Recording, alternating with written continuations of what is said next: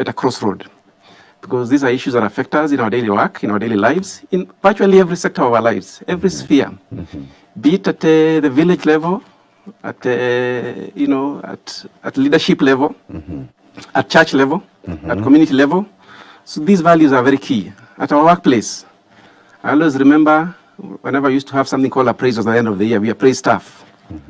And we want to appraise them based on certain parameters. And one issue that really comes up is integrity. Yes. And that one is not compromisable. No, not at all. Yeah, you can't compromise on that. Your integrity must be, 100%.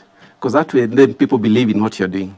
Otherwise, then you can destroy the very foundation or the very organization that you're working for if your integrity is not at 100%. So now, this word integrity, everybody seems to know what it is. But do we really know what it is? Just for equalization of understanding. From where you sit at Transparency International, what is integrity? Because to many Kenyans out there, when you mention integrity, we begin seeing, chapter 6. But we'll come to that. From where you sit, just tell it to me like a 2-year-old. Integrity. What is integrity? There are very many definitions that revolve around this definition, this word, because everybody seems to perceive it in a different way, depending on where you've grown up, what the values you've been practicing, the values you've seen your leaders practice. But I would say, in a nutshell, a good compromised definition would be doing the right thing when no one is seeing you. When nobody is seeing you, you're on your own, and you have this situation. What is the right thing to do? But this right thing, it depends on our understanding what is the right thing. In a den of thieves, the right thing is just being crooked. You're right. You're spot on. Now, our foundation, even as we grow up in our homesteads, wherever you grew up, some of us grew up in the village or grew up in town, we had parents, we had the community. And we were answerable not only to our parents, but also to the community, the elders, the teachers, the gatekeepers of that society. So whenever you did something that they thought or perceived was not right, you even felt it, something within you told you that, am I doing the right thing? If your inner feeling tells you you're doing the wrong thing, then you have integrity. But if you continue and persist, you're beaten the first time by your parents at home, the teacher beats you at school, the village elders, they're not happy about your conduct. Baraza la wazee come and they see there's something that has happened. You've impregnated a girl in the neighborhood. Yes. Those things. There were societal systems that, guided how people behaved and how people lived and what values people practiced. So doing the right thing is actually making sure that you uphold the values that determine who you really are. And these are guided by society. Even the government guides. We have legislative issues around it. So that when you do the wrong thing, then you get a punishment equivalent to what you've done. Yes. And that's why we have jails and we have prisons for people who have done the wrong thing exceedingly. So the law comes in to try and adjust and punish you for doing the wrong thing. So there are many areas to look at to define what integrity is. And your inner feeling should always guide you. Am I on the right course? When I steal somebody's biro pen in the office, am I doing the right thing? When I use somebody else's cup and, go around and looking for people's sugar on the desk and taking away their cakes on the desks, am I doing the right thing? Yes. Am I behaving normally or is it abnormal? So these are issues that really revolve around the person and your behavior, your orientation. But generally, we have a guiding principle around what integrity is. Just do the right thing at the right time. So indeed here, what I'm getting from you, that living a lifestyle of integrity, in a sense, would refer to living in alignment with moral principles, values, and honesty, even when no one is watching. So it would mean consistently upholding the truth, responsibility, and fairness in every aspect of life. Now, that lifestyle would transcend personal gain because it focuses on what is right regardless of the consequences. Now, a lot of this seems to revolve around the software side of things, in a sense. So then, how do you live that life of integrity? Let's start with defining values. So what are those core beliefs? How do you define your values? Because then that, in a sense, impacts on that lifestyle of integrity. Thank you for that question. I would say that a lot has to do with your growing up. A lot has to do with a lot of mentorship. A lot has to do with the punishments that you get from your parents, the general guidance that you get. So those are the people who build the background. They give you the background of who you really become in the very end. So if you found yourself in a very loose environment and you do things the way you want to do things, then your values are compromised. So you must be forthright, you must be truthful, you must be honest, you must have respect for other people, you must be courteous, you must always give everybody a chance to speak. I like what the Tanzanians say, the Tanzanians, tunaomba, you know. Yes. Tafadhali naomba. Naomba. Askari anakuambia tafadhali naomba kukushika. But the opposite is seen actually in our country, because for us we demand, you know, when you go to a hotel and you want a cup of tea, you usher in the waiter. If he delays for a few minutes, you start banging the table. Demand, nipe, haraka. Nataka, you know, I want. So these are issues to do with what kind of a person are you? Do you mean what you say? Are you honest? Are you sincere?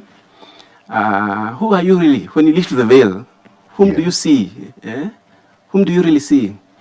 Those are the challenges we face sometimes in our environment here in Kenya. Sometimes they push us into doing the wrong decisions.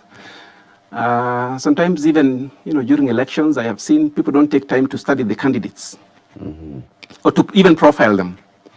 As long as they belong to the right party, the party that seems to be the favorite party, you know, they'll simply be elected. Just go with the wave. Go with the wave. Six-piece suit. Exactly. I noticed today you avoided wearing a suit. Maybe that's why. Yeah, accountants are not wearing suits, but let me break the norms. Yes. Remove the tie and be myself, so that I can define who I am. That I'm this simple as you see. So the issues around Kenyans making the mistake every 5 years because the party that is popular seems to be the one that is taking all the seats. Then we give them six-piece suit, which to me, in my view, that's where we lose it. And it's like a wave. Every 5 years, that's what exactly happens. And we keep repeating it every now and then, and we don't seem to learn. So it's important that maybe in the forthcoming elections, we think twice. Who is this person I'm electing? The fact that he belongs to the popular party that is carrying the day. Who is he really? Can we study him? Can we do some checks around the person so that in the end we know he can actually deliver? I once voted somewhere, and the person who was popular then because of the party, I think it was Jubilee or something, could not even speak, could not even express himself. And yet was meant to represent you. Exactly. So see the mistakes people are doing? Yeah. So is that the life we want to lead? Probably the time to change is now. And what can guide us is our values as people. Exactly. Yes. Are we honest? Are we sincere? Do we mean what we say? Who is this person? Can we have some background check around the person? Does he practice integrity issues? What is his background? Where is his family? Is he a settled man? You know, does he have a family? What are the values that we see out of the family? Is he a leader in that family in the first place? So that we can begin to evaluate this candidate and then know and determine whether this is the right person or not. So that way we can gradually change and build integrity values in our people so that the country can move forward. Why is it as Kenyans, if I may be extreme here, why do you find it difficult to be honest and transparent, where we speak the truth and act truthfully, avoiding deceit and manipulation? It seems, I mean, if you look at the headlines, every other day, it looks like that's a problem that is going to be with us. Is it in our DNA to be wired to be dishonest? Good question. One thing I've foreseen, or I seem to see that is practiced regularly, more or less, most times, is issues around money. You know, our people probably, you know, priorities are different, so they have many obligations, and everybody is busy looking for money. So we've all gotten into the business of looking for money. It doesn't matter how you get it. Even if a candidate gives you 200 shillings, you know, or gives you 1,000 shillings, on that very day, as you get to the ballot box, you know, he influences your mind, and he changes and he tilts your vote to the wrong direction, because our values aren't really, you know, we don't really practice what we say. So it seems like we have this culture in Kenya, which is very unfortunate, and we need to do something so that we move out of it. I think the church is doing very good work preaching the gospel and telling people, let us do the right thing. But again, that minute when you're alone, as I said, what is integrity? The definition. When you're alone with a ballot box, what is the right thing to do? Do you go with a wave? Or do you stand as a person and say, this is my candidate because I've done some background search? You're not just seeing a list of people for the first time in that ballot box. You have known who they are before. You've engaged. You have tried to speak about them in some discussion somewhere in a forum, so that you really determine and see who is the right candidate for it. But I think our love for money, again, is driving us in the wrong direction. Yes, that's a contributing factor that seems to erode our values. How do you take responsibility then for your own actions? I mean, I love it when you said that it usually involves material, money. I'm sure accountants from where you come from are not angels. Sure. The rounding, when you have 0.33, 0.22, then you have the numbers and then you fiddle little things and then you think nobody knows. Yes. But we have to take responsibility. Sure. Even when you say those who are presented before us come the election cycle, they don't come from us. They come from you and I, where we come from. They are a reflection of you and I. Yeah. So how do we take responsibility for our actions? Now, good question. So very spot on. We are Kenyans. Yes. We are living in alignment Yes. with moral principles, Sorry. values. we are devolving as a country. Right. We are devolving and changing every day as individuals. Yes. Age is determining what we do. As you grow old, you become wiser. And you're able to offer leadership and guidance to the youth generally. What kind of a person are you? Will really help determine the direction you take. Yeah. Because if you take the wrong direction, then you influence society in the wrong direction. Accountants are no exception to this, because there are also values that they're supposed to have. As we do our course in accountancy, there are a lot of things about, doing the right thing and recording the right figures. Right. But again, if you conspire with other people to inflate the figures, then you're losing it, man. That's not the way to go. Eventually, the 40th day will catch up with you. And you know what happens with the 40th day? Once it catches up with you, then The consequences. consequences follow. And then your name is, smeared and messed up. And as a people, then we take the wrong direction and we lose it out. So then, if you take responsibility basically means owning up to the consequences of our actions. We as a people, we as a nation then, if we made a mistake and the consequence thereon, how long should we live with that consequence? Good question. I have seen this practice, particularly with the political class. Whenever they do something wrong, we shall defend them. This is my MP, this is my leader. This is my thief. Yes. This is my leader, I will not let go. He didn't share what he was given with you, but you want to die with him. You can actually die for him. I think this mentality, needs to come to an end, so that we start thinking the right thing. He did it on his own. You are not involved. You are not part of it. Let him face the law, as it were, so that he is judged harshly by society for doing the wrong thing, so that he does not become a role model for others to follow. But from the look of things in this country, that's where we are. We seem to emulate the people who, they do the wrong things, and they take off with it, and you can see what they are doing with it. They have buildings, they have big cars, they are living a lavish lifestyle. Yet, they can't be reached. Maybe they're untouchable for one reason or the other. They cannot be prosecuted, or sometimes there's compromise. The law is not applied uniformly across the board. There seems to be a law for the rich and a law for the thief who steals a chicken. The thief who steals a chicken that probably costs 1,000 shillings. Yes. This is it even more harsh. He's jailed for 10 years. Yes. As opposed to that guy who stole billions. Becomes a celeb. He becomes a celeb. Yeah. And he gets away with it. And even when they put him in police cells, they don't take him to the normal police cells. No. He's taken to the executive ones. And he has access to TV, he can use his mobile phone, he can eat a meal, he can make a cup of tea for himself. Visitors can flow in and they have discussions. So you really wonder, I think that's why we're getting it wrong. Let the culprits be punished appropriately. regardless of who you are, so that we apply the law uniformly across the board, so that there is justice. Justice is seen to be done across the board. And that way there is accountability for it. Then there's a subject of consistency where you need to practice what you preach. And this cuts right across at personal, individual level, at the community, political level, in church. What we see and what we hear, are they aligned? I'll probably say they are not aligned. A lot of the people, from what I've seen, preach water and they drink wine in the evening, or when it's dark, or when no one is seeing, they're doing the wrong things.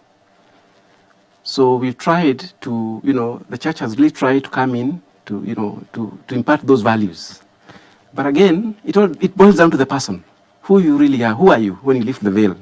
Who is Mudibo, apart from the public face that we see? Who is George, apart from the public face that we see? Is he a crooked fellow? Does he have that history? So that we are all sure about him, that he can actually do the right thing, even when we are not there. And probably that can reduce the rate of supervision of even at workplaces. We expect that when you give people assignments to do, they do it correctly. And within an hour, or within the shortest time possible, once they've cleared, let them come back to you and report. But sometimes you find you have to really push. You have really pushed. I don't know whether to call it a generation challenge, a generation problem. Because some of the people you'd like to really help and capacity build, you try to push them harder, but they seem to resist. They seem to fight back. They're not used to this. They say, no, it's not this kind of thing. Take me slowly. Yeah. So again, you find they want you to take them at their pace, so which is not aligned. It becomes difficult to mentor them. So mentoring again becomes an issue here, because the person you're trying to mentor, unless he volunteers and comes to you so that you mentor him. But if you try and do it on the side, using the position that you have, probably at workplace or whatever role you have in society, then they resist and they seem to say that you are the enemy. That guy is too harsh. But there's something he's teaching you behind the harshness. There's a value that he wants you to have. Something that he wants you to practice so that you become a better person, because you've seen a gap somewhere. But most of the time, we avoid those harsh people. We avoid those people that we think are tough. And those are the real people who can model us to be better human beings and be better people to serve our country and to give services to the people that need the services. That's what I would say. You can't divorce then integrity with respect, because then we're all created equal in the image of God. And respect in how we deal with others, regardless of their status in society, Right. What they have, what they don't have. How then do we encourage respect for others? Good question. We don't seem to value respect. Sometimes the lifestyle or the social class in which you belong probably influences the level of respect you can give people. And I always find this as a big challenge, because if you notice that the person you're dealing with is probably rich, endowed, with resources, you tend to kind of want to, be lower than him. You're not talking at the same level. He seems to be higher level than you are. So you feel that probably I don't want to lose this guy, I don't want to lose this client, and therefore he can, fizzle around with you and tell you the wrong things, and you seem to just say yes. But if you can stand your ground and say, we are doing the right thing here, and the right thing to do is explain your policy. The right thing to do is guided by this document. The right thing to do is 1, 2, 3, 4. And these are the steps you're going to follow. So no shortcuts. But most of the times, we want to do shortcuts. We don't want to, so we have no respect for, even the documents, we have the policies, the law, no respect for the law, no respect for individuals, no respect for the church, no respect for anyone. So those are issues that now bring about that arrogance. You seem to be above the law. You don't want to have courtesy for other people. You don't want to treat them the right way. You don't want to be courteous. Because respect is a sum up of very many things, very many factors, very many key important issues that we must always, that equals to respect. So if we can respect the law, we respect others, we respect our parents, we respect our elders, we respect everybody, how we relate, then society will start normalizing, things will fall back into place, because things will start doing our things the right way. including even a workplace. When you're given an assignment, if you don't understand, please always go back and ask. It shows respect. But if you do it your way, or you're told, follow these steps, follow this guideline, then you go and do the opposite, it shows a sign of disrespect. Even though you don't understand, please always go back and ask and get guidance. That way you earn respect. And remember again, respect is earned. It's two-way. If I don't demonstrate respect values towards you, Mudibo, you resist me as George. So this guy, he came in, he's rough, the way he talks, the way he presents himself, he's not courteous, I don't know how his manners are. All these things don't equal to respect. Then we'll start losing it. Indeed. Respect, when you say it is earned, it's not something that you can go and say, okay, let's go and buy respect from the shop. Exactly. You have it. Supermarket. And of course, at times when you lose it, it's gone. Yes. And it's difficult. Yet you can, of course, earn the respect, as it were. Subject of accountability. How to have others around you who can speak truth to power. Those who can hold you accountable so that you remain true to your principles. How do you encourage then? Yeah, accountability is what is lacking in this country to a larger extent, because people want to misuse resources and they don't want to account for those resources. It's not my business. For me, it's to spend left, right, and center. Spending, you get into a spending spree. But aren't you accountable to some people? Aren't you accountable to the government? Are you not accountable to God? Are you not accountable to your family? Because if then you're not accountable, then you start losing it. And that's how you lose respect. And that's how integrity, the journey of integrity starts going down. So it's important that we become accountable in every action that we do. Even at your workplace, the resources that you've been entrusted with, like we have projects that, we work with donors, and every quarter, every 3 months, we're supposed to give a financial report. And beyond the financial report, we're also supposed to prepare a narrative report. So these two reports must speak to one another, so that you don't have the program people saying, programmatically, we are this, we are here, this is what we've done. But financially, it's not reflecting. So there's no accountability. So we need to be accountable even back at our own homes, our own houses, at family level. As a parent, you must be accountable to your children, to your wife, to the people around you, to the community, the people you live with, so that you are seen to be a person who practices what they've been to say, because you've been put in a position of responsibility and you're in charge of something. So that's something that you're in charge of has an element of resources being spent. Now, are you accountable to these people by giving them the status of things as they are? We have spent this on salaries, we spent this on this, we've spent this on this. We have this item still pending because we have challenges around the environment, because the environment is not conducive. External factors have influenced that we cannot do this event because of points A, B, C, and D. Probably there's El Nino, or there's Gen Z protests. We can't work. We are affected. It affects us. So it's important that we point out these things so that at every time, people seem to know what is going on. But you can't live in a state of darkness. Nobody knows what you are for the last 6 months. Nobody knows what you're doing. You're not answerable to anybody. Even the donors are demanding for reports. They will lose confidence in you as a person, as an organization. But what keeps us going is that, that idea of being accountable to somebody, being accountable for the resources that you've been given to manage on behalf of this organization. And then they can see the results. Mm-hmm. What is the impact of the results that you're doing with their money? Is it impactful? Is it bringing change? Is a desired impetus being created by the resources that you provided? Are you delivering on the promises you made when you developed the proposal? Is it a live document? Or these two things are becoming, they're not speaking to one another. So where are we? So that's the only way we can create confidence to people that we owe the responsibility of accountability, so they're always sure, they're not guessing.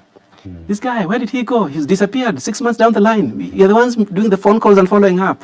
Man, you're losing it. Mm-hmm. Yes. So accountability for me is probably another very key thing that is very closely interwoven with integrity. Mm-hmm. Because you can't divorce the two.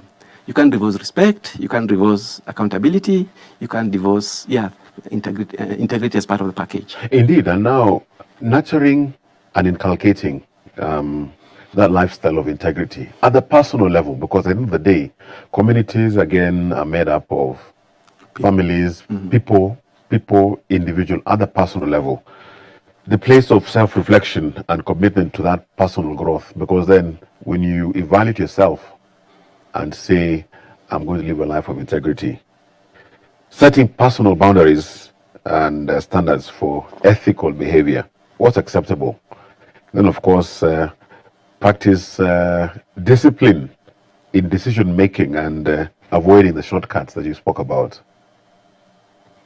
Yes, that's the direction we should go. Because for me, from where I sit, we all nurtured differently. We've all grown up in different places. As we grew up, we had different role models. Things that were practiced in probably where you come from. I'm assuming you come from Western Kenya, and, Yes. and probably I come from Central Kenya. Were very different. Cultural values were very different. Maybe the mode of payment and the mode of punishment were different. So that has eventually evolved into the kind of person you are, and the values that have created you. And in addition to that, as you grew up, then you started realizing, what more can I do to become a better person? So that I'm able to demonstrate leadership, and in my leadership, I demonstrate integrity. What are these things that I need to do? Honesty is key, very key. Giving a sense of direction, living what you say, walking the talk. Because that's also very key for me. Because if you don't walk the talk, then you're preaching water and drinking wine. And then people will have integrity questions around you. They will always, lift the veil and say, but this guy, I met him at this place. It's very different. from Yeah, you what was he think. doing at 4 a.m. at Koinange Street? Yes. You have no business being at the wrong place at the wrong time. So let's live the journey. Let's live the life that we need to live, because that's defines who we really are. And then society is watching. Yeah, for me, it's not a question of so much what I say, but what other people see in me. Am I doing the right thing? Where I have wronged? Am I doing something to try and amend that? Because I've actually owned up and said, I've done the wrong thing here, but I need to amend up. And then I've gone public and apologized, That also makes people realize that, yes, this guy, he's morally upright. He's a person who can be trusted. He's a person who can take the leadership mantle. And he's a person who can be looked upon as a gatekeeper of the society, so that as the youth grow up, then the right things are happening to the youth, because tomorrow they are our leaders. They are watching us. Yeah? They are watching us. Gen Zs are watching us. But probably they're saying, you guys are moving too slowly. But they're also watching us. We're also watching them. Yes. And trying to calculate the values that we think. Because tomorrow we shall leave this country in their hands. Where shall we be? As we go down the grave, shall we be turning and saying, oh my God, those guys, the whole country must be burning now. That should ideally be the issue, because we have put in these values to them, and they know they can do the right thing, and they can take leadership at the whatever level, and they can do role model from family level up to national level.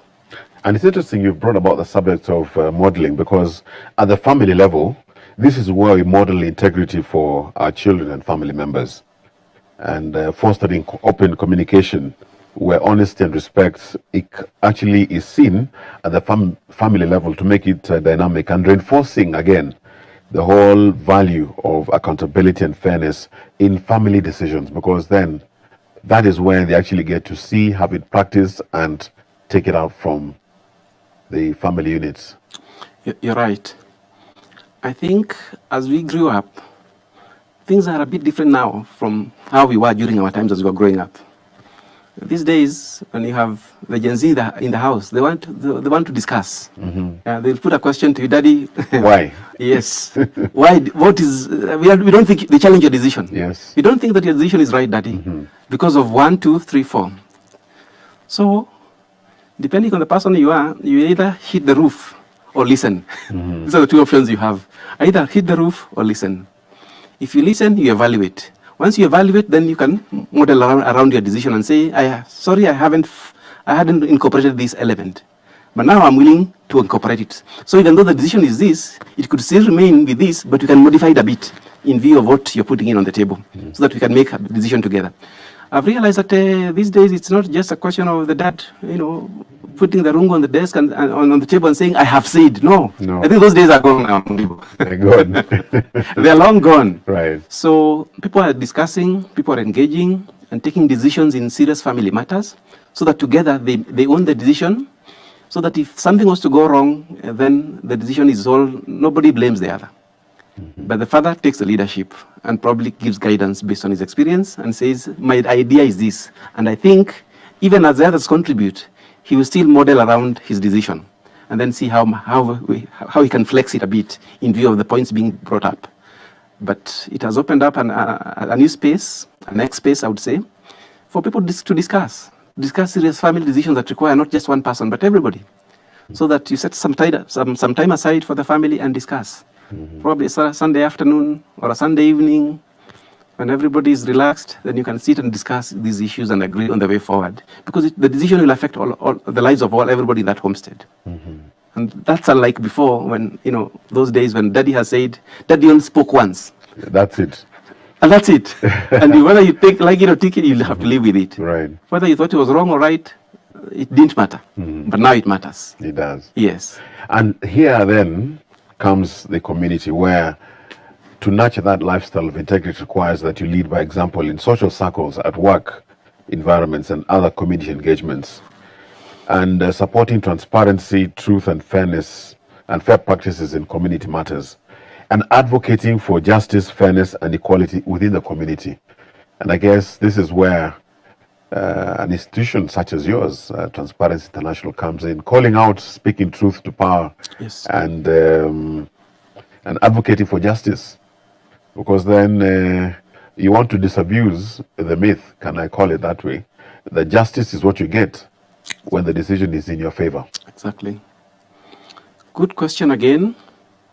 Now, I would like to say that fighting corruption is not easy, and it's not a one-day job. It's a challenge, because again, when you do it single-handedly, you're going nowhere. Chances are that you're risking your life. You've seen parliamentarians who've tried to fight corruption at that level. Some of the founders of TI, when it was being set up, were actually role models in society. Some of them are politicians. But after they retired, they said, look, something is not happening right. We are taking bribes to pass a motion. We are doing this with the aim of this, regardless of whether the decision is right or wrong. Look at the issues around the Finance Bill 2024. The parliamentarians still passed it, even though there was a lot of hue and cry from everybody. But for them, we were told they were given a bribe of 2 million shillings. Now, 2 million shillings against something that will, even eventually affect you when you leave, then things are not right. So as an organization, we partnered with other organizations of similar thinking. That this is the journey we have taken, this is the route to follow. We want to do it at a very basic level. So we also deal with it from family level, where we empower communities to fight for their rights. We have widows whose husbands, once they pass on, the families come and try and take away their property. They roll around inheritance. They don't understand these issues because they have not been to school. Nobody has ever taught them these things. So we are doing that at that level, creating capacity, building capacity to those ladies, building capacity to those children so they can be able to live up to the rights of their parents. We're also doing that at a county level, where we engage the MCAs. Yeah, we have activities that we do with the MCAs. We train them, issues around budgeting, for example.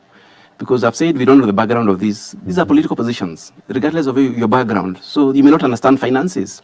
So for you, a bill is good if there's a bribe or something is being given to you. That's when the bill is good. But do you really understand it? How is the budgeting process done? Do you understand it? Some of them probably don't. Because maybe they are just natural leaders, but they have not understood the reasoning behind those figures. So we teach them gradually how to crack the numbers. And what these numbers say, how do you interpret the numbers? The teacher who taught me accounting said, figures don't have a mouth, but they speak. They speak volumes. So when the figures are too high, they're telling you something is not right. There's a lot of money being spent. But where is that money coming from? It has to come to be financed by somebody, maybe the citizenry through taxes. So we work at that level and build capacity around that, so that we are also guiding them and building their capacities, so that we're increasing them with knowledge, supplying them with knowledge. And it's not easy when you do that across the whole country, because you have 47 county assemblies. Again, we have limited resources, because no donor will give you an unlimited amount. So they'll give you money for a given period of time, probably 1 year or 2 years, renewable, depending on how you perform. And then you select the counties that you think are seriously affected by the way you see things are going wrong. So you target those counties, work with them, build capacities. The only challenge we face is that after every 5 years again, they leave. Yeah. So once they leave again, you get a new set of leaders. You have again to start afresh. So what you had built on, probably I wouldn't say it's lost. It stays within the society, but it is not practiced immediately.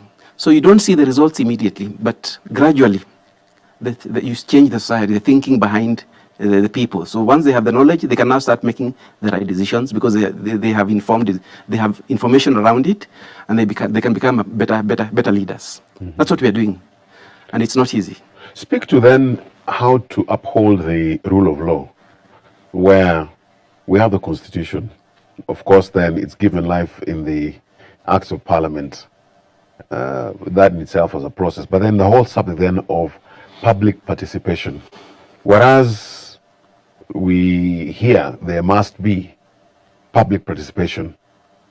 How do you define public participation? Just because I attended a town hall and signed I was present? Or you collect views and say, we have heard, but. So just because these sittings, and they tell you send memoranda through emails or through town hall meetings, how do you audit to confirm whether or not your views really mattered or are factored in? I think this is one area that I would say is still work in progress, because we haven't really quite understood what public participation is as a people. At least majority of the people in towns do, but again, they're not available when those public participations take place. They don't attend these events. But out there in the countryside, in the village, public participation means an occasion for you to go and collect a handout. So you may not really understand because, you needed to have been given that document in advance so that you read it. So you don't have the document in the first place. So what are you participating in? Something you don't understand. So it will be announced in the chief baraza, it will be, on all notice boards, it will even be on the local FM radio stations around that area. And you've been called to this hall on this day to engage with the leaders on a subject, local public participation. So for you, what really strikes out for you is, I have this option. One, if I go, then I'll have nothing for the family in the evening because there's a place I was going to. I'll be going to the shamba, I was going to palilia mboga or go to the market and sell this mboga. But then the opportunity cost of not doing that is now going to the public participation. So you find the attendance of those public participations is not quite there. So you have a very small minority of people who attend those public participations.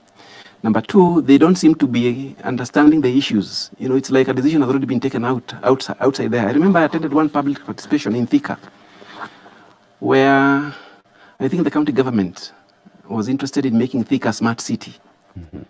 And when we got to the stadium, the Wananchi came, and for them, they were saying, but how much are we going to get out of this? So now this is why we begin to lose it. See, the money factor again comes in.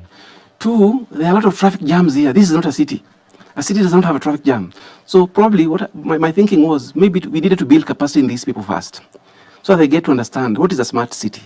What does it mean to be a city? What goes with a smart city? Are we ready for it? Is development? Yes, but are we ready for it? Do we have the resources? Can the county government give us some accountability around it? This is what we are collecting. This is what we are spending. This is our surplus. We don't have. We are also sorting out the pending bills issues around here, and this is where we stand as a county. So in terms of making the smart city, we have the resources to sort out the infrastructure for it. But I didn't see that happening. There was a lot of hue and cry and saying, we have never seen these people, we have never seen these leaders, we've never seen the governor, we've never seen these people. Why is he? Bring him here. So it actually, reduces the pressure of the interest. The interest is not there. So we need to do something around it so that we structure it very well as a country and then determine the minimum threshold or determine the minimum quorum that can pass can pass a resolution around something like that. But we don't seem to have right structures for this. So public participation, even if attended by 100 people or 20 people in a county where people are like 50,000 or 60,000, it still passes. It is passed as law, and before you know, things have been done behind the back. We recently I saw something around something in Kajiado, around they've been asked to pay lease for their plots, for the land. And the communities were saying, no, that was never passed. The MCs again said, we never passed this. But then they were told there was public participation which passed this. So it didn't matter whether you pass it or not. So issues around that become now conflicting, and then you start kind of fighting. I've seen the residents go to court to try and stop something which was probably following the right procedure, but again, who passed it? The minority passed it. But probably they didn't even know what they were passing, because for them, they were just looking for 200 shilling to keep the family going. So those are the dynamics that we face sometimes as an NGO. Building capacity in people so that they can be accountable for the decisions that they make at whatever level, including public participation. And this brings in this whole subject of where decisions are made, but a process is used to sanitize the decision that's already been made. Yes. At the family level, at the community level, at the national level, we've seen it. Sure. If you live in Kenya, yes, then you know what it is. It's yes. been decided, but we sanitize it through that process. Yes. How do you hold then government to account? I think respect for the law is very, very important. Right across the board, whether you're a government officer or you're a simple Kenyan or you work in the private sector, respect for the rule of law is very key, because that's what will change our thinking, our mind, the decisions that we take. Because when you do the wrong things, it will affect us. It will come back to haunt us as a people. We sanitize it and we wash it and we say it's been cleansed. We even pray about it and assume that now everything is fine. But things are not fine. There's still some smoke under the fire there. Something is burning. And that something that is burning will one day explode and become, uproot everybody. It will even affect people who are not involved. So let's be careful that we respect the rule of law. If there is a court injunction restraining you from doing something, respect it. For heaven's sake, respect it, because that's the right thing to do. But don't go around it and beat it. Don't go around it and, offer bribes and, and have the things tilted in your favor, because that's not the right thing to do. The right thing to do is to do what the law says. So, I don't know, the issue of sanitization is a big problem. It's affecting everybody now. It isn't the right thing to do. You've seen some governors, they've been impeached, they go to court, the same courts stopped them from leaving office. But the Wananchi don't want them. So it becomes a tug of war. So they say, you're wasting our time. For the next remaining period of your period in office, it will be a waste of time because there's nothing you can implement.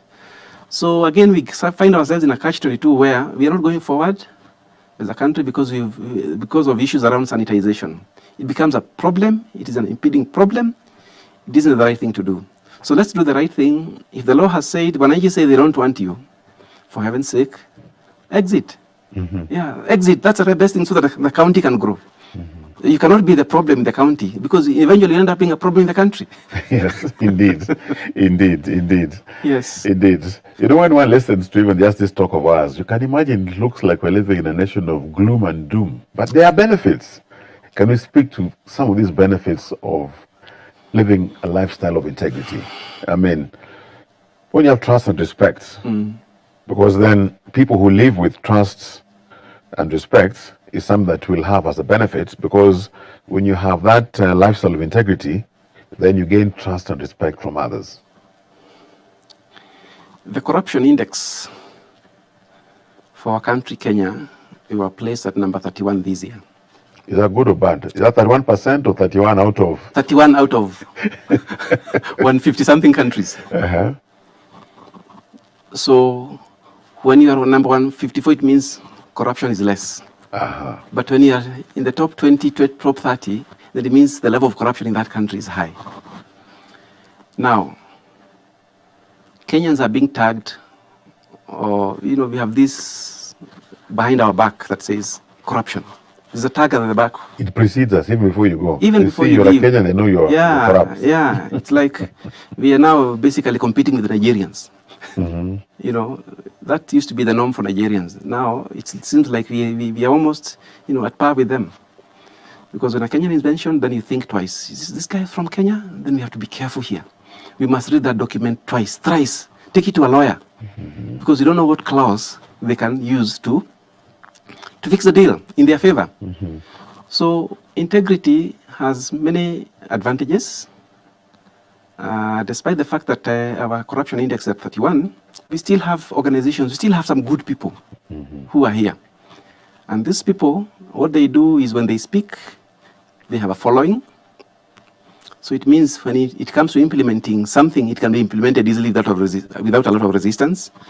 Number two, the donor community also looking at us from the corruption index. Can we trust Kenyans with this money? If they think no, then we lose that opportunity of receiving $1 million from whichever nation or from whichever donor. But if our corruption index is reduced significantly, then we are seen to be transparent people who can be relied upon. So the benefit that goes along with that is there is confidence in what you're doing, that you don't give fake reports, that indeed the money that you've been given is doing the right thing to change society or to improve the lives and the welfare of the Kenyan people as a nation. So there are many advantages that go along with it. The way the world perceives us, who are we really are as a people? Are we good people or are we bad people? That depends the level of investment that can take place in this country. We can attract investors.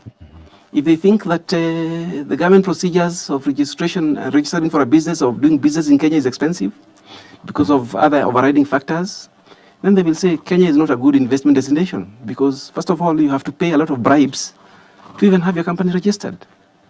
So that works against us. So for me, from where I sit, if the level of corruption reduces, then the world will look at us positively and start investing, start doing things that will create jobs for our country, for our young people, because currently there's a big challenge in the country. You saw the Gen Z protests, a lot of youths who don't have jobs, but they're saying it's our time to do the jobs. Mr. President, we don't want to go outside, we want to work here. This is our country, we want to build our nation. So what are these things that we can do to create confidence with investors, with people who can bring us resources that can create the right environment for us beyond what the government is doing, so that we're able to partner with them and help create the jobs and become a better country. The wealth creation around families, around people, around the nation becomes better. So people start having hope that yes, there is hope because people are now seeing us positively. Those days we were bad, but now certain things have happened. The institutions that work around this area on corruption again are seen to crack the whips. Yeah, the institutions that do this, are they cracking the whip? Can they crack the whip more? Can they, provide the evidence to the prosecutor, so that instead of what we are now seeing, cases being withdrawn, that's negative for us. It creates a bad picture about us. But if there are prosecutions taking place, and let's even have one or two, even one case per year, where somebody is the right thing is done. Dial in that direction. Things will really change. Indeed, George. We need a workshop, not a session such as this. Sure. Very insightful. And it is possible to live a lifestyle of integrity. And that way the benefits accrue to all of us at individual, family, community, national levels. This has been The Leader, courtesy of the Evangelical Alliance of Kenya. I'm Edmund Mudibu. We thank you for the privilege of your time. We don't take it for granted. George, asante sana. Let's do this again. Thank you, Mudibu. Stay well, stay safe. See you next week, same time. God bless. Thank you.